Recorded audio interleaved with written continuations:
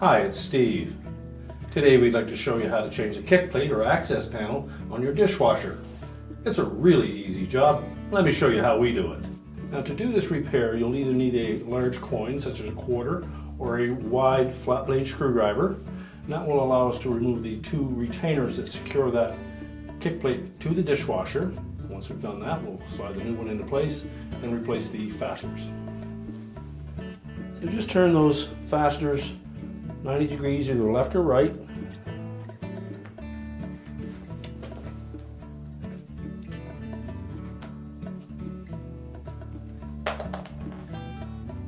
Now with the fasteners removed, we'll simply lift that old kick plate assembly away from the dishwasher.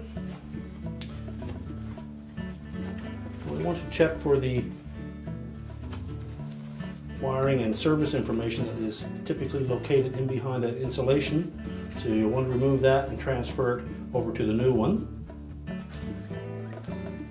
Now when installing the new kick plate, we want to tuck the bevel size up into the dishwasher, and we'll line up these rectangular openings with the slotted openings on the frame of the dishwasher. So with the dishwasher in position, the leveling legs down where they should be, the bottom edge of that toe plate or access panel should just clear the floor. Then take our fastener, slide it into that opening,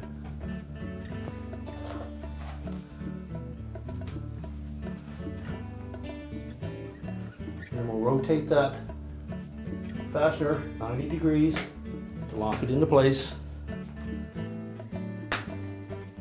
That will still allow you to make minor up and down adjustments to make sure it's level with the floor. With the fastener secured, our repair is complete.